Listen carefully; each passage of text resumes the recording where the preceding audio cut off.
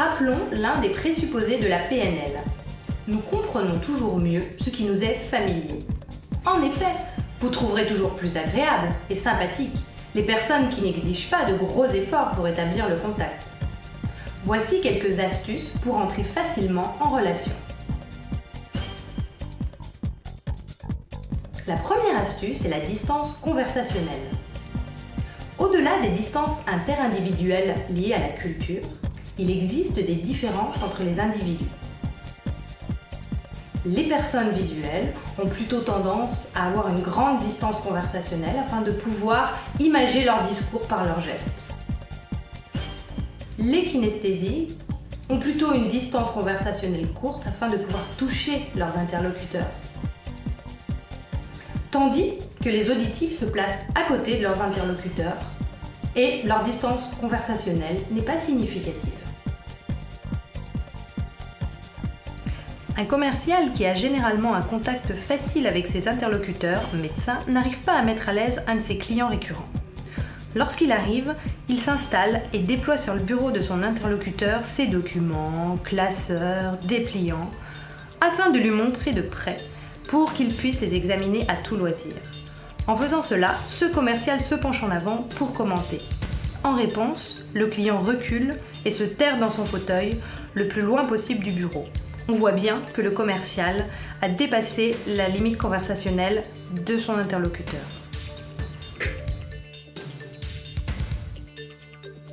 La deuxième astuce pour entrer facilement en relation est le mimétisme comportemental.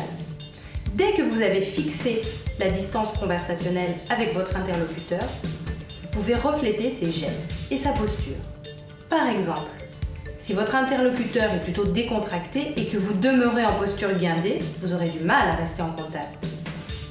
En ce qui concerne les gestes, si votre interlocuteur ponctue ses phrases avec de grands gestes, vous pouvez simplement refléter le rythme en hochant la tête. Attention cependant à ne pas tomber dans l'imitation pure et simple. Troisième astuce, s'accorder au registre sensoriel. Quatrième astuce, dans le registre de la parole. Pensez à bien articuler. Vous pouvez vous entraîner à répéter cette phrase par exemple. 6 officiers gascons passant certains soirs à Soissons marchandèrent des saucissons.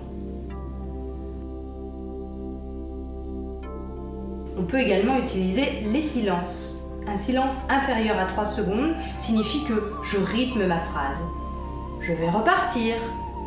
Un silence inférieur à 10 secondes signifie que j'attends une réaction de mon interlocuteur. Attention cependant aux silences supérieurs à 10 secondes qui sont souvent perçus comme une agression. Voici un exemple récapitulatif. Comment se débarrasser d'un bavard invétéré avec un comportement non verbal. Il est 20h et ce collaborateur se retrouve piégé par un bavard fermement campé sur le seuil de son bureau. Imperceptiblement, il augmente la distance conversationnelle pour franchir la frontière du bavard.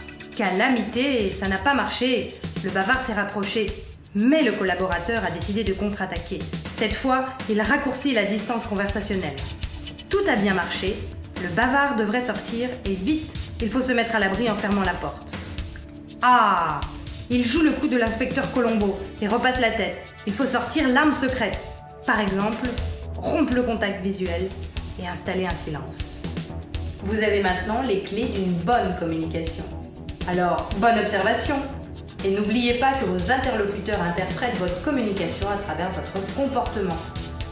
Mais rappelez-vous aussi qu'il faut rester naturel et suivre son instinct.